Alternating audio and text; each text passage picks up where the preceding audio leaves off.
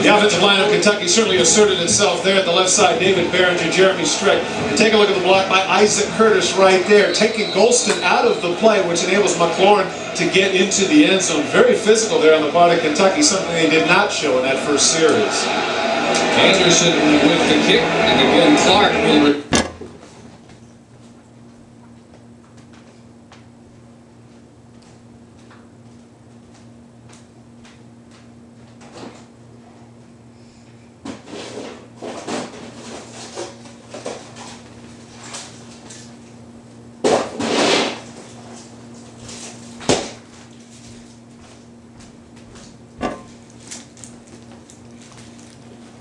return from the 5-yard line.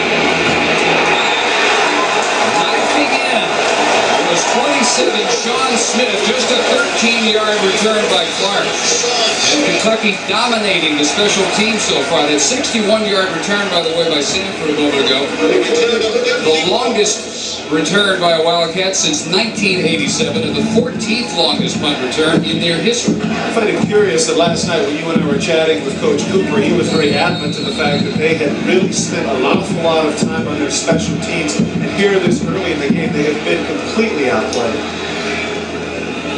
He says 1 of every 6 snaps in the average game involves the kicking game. They do work on it, regardless of what we've seen so far tonight. Big trouble.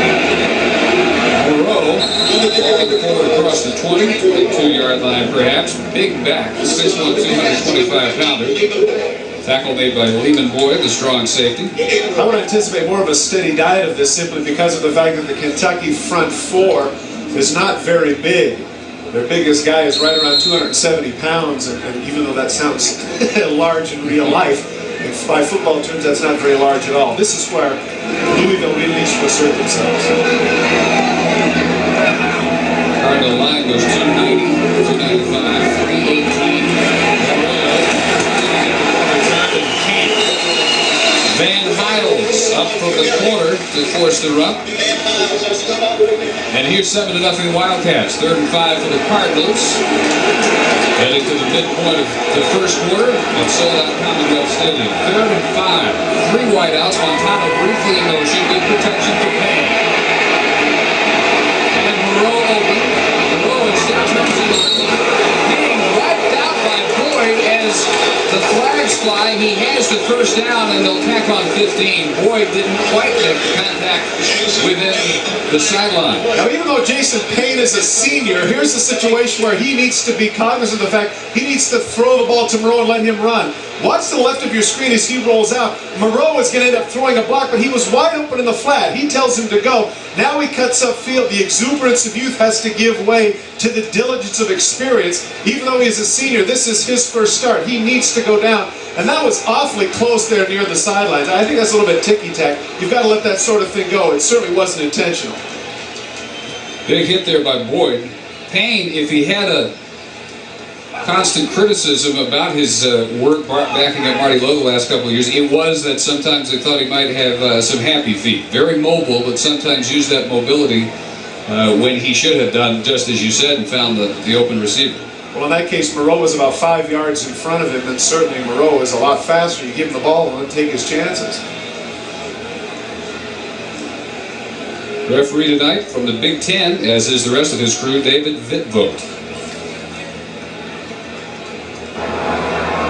During the run, holding on the defense, 10-yard penalty from the end of the run, dead ball, personal foul on the defense, 15 yards, automatic first down. That's Tim Couch warming up. We expect to see him at some point.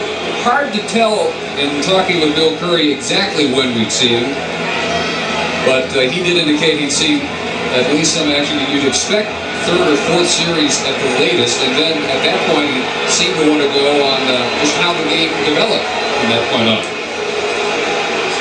If Haskins had the hot hand, and if it was a close game, you'd expect probably to see more Haskins than Couch in the second half. This is very interesting. Evidently, the holding took place as well after the play. You can see why Curry is irritated. That ended up being basically about a 20-yard game. They tacked on both penalties. Evidently, the holding must have occurred after the play because they wouldn't have done both. So with that, the Cardinals setting up first and 10 in Kentucky territory at the 45-yard line. Otis Floyd, very talented backup to Moreau. At this point, he's the backup anyway. He missed all of last year with academic problems. But a great combination of size at 6'2", 210, and 4.3 speed. Very explosive. Cooper expects to use him quite a bit today. Every time I listen to a coach tell me that, no, we want to get a lot of guys in there, we want to get everybody the opportunity to run, I say, who are you kidding? Teams don't go very far unless they have that one go-to guy. And I think that this first game is an opportunity for Coach Ron Cooper to discover which is the guy that's going to be his feature back throughout the season. Well, both coaches need to figure that out because they both lost guys in their rushers last year. Cardinals lost Calvin. 1,016 yards. Floyd leaving. Nice shot of finding the open space and breaking tackles all in the same play. They'll have a first down at the 32. Most impressive part of that run was the stiff arm on cornerback Van Hiles, arguably one of the best players on Kentucky's defense. Play is designed to go between the tackles, and instead, Floyd is able to cut to the outside and show not only some speed but some strength. Watch the right arm. Nothing inside. Now watch him cut outside. Hiles is up in the force. Watch the right hand. Pow! Down he goes. That was a good piece of stiff arm right there. The other thing impressive, nothing on his arms. You don't see that very much. You see the tackle by gloves, you see elbow pads, you see wristbands, nothing on that guy's arms. 8-yard pickup for the first and roll back in. Drag down. The first contact from Chris Ward, the defensive end, number 47. Every down they're coming in with different substitutions. I have to think that even though, as we've mentioned, Payne is a senior, he hasn't played all of that much, that starts to be a bit of a distraction as opposed to getting some rhythm with one particular set. Loss of 2, shotgun on 2nd and 12. And runs into the double coverage. Montana with a good start tonight. A couple of yards shy of the marker, but up to the 25-yard line, will be 3rd and short. One of the reasons why he gets the reputation for being a possession receiver. Watch what he does, young receivers to the right of your screen. Watch him come back for this football. He is even with the defenders. Now he comes back between the two blue shirts to make the catch. If he sits down and just waits for the ball, in this case, Neil Ali is going to bat it down, and it's not going to get a completion. Excellent job on the part of Montana. Coming back to the ball so they can set up 3rd and 2.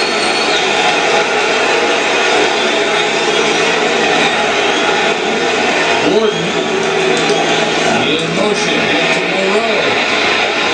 At the 22, should have enough for the first down. Need to get just inside the 23 and should have it. The tackle by Littleton Ward, the cornerback, and it is enough for the first. There's a case of trusting the big body of Moreau. There's nobody that's going to be out on the corner. Take a look against the block at the corner, and coming up to make the tackle is Littleton Ward, but they do not believe that Ward is going to stop Moreau from getting the 2 yards. In that case, you're absolutely right.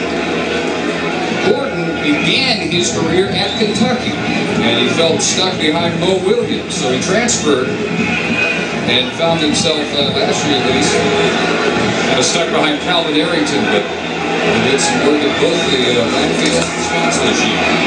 Moreau pass it, and the Wildcats hop on it at the 20-yard line.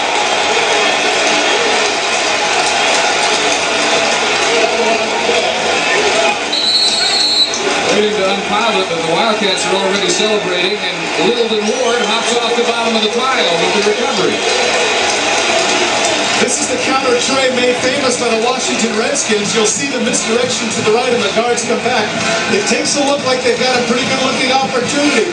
Take a Moreau as he comes up, but he is stripped of the ball by Mike Schellenberger, their 100 tackle guy. Ward with the recovery. Kentucky up 7-7.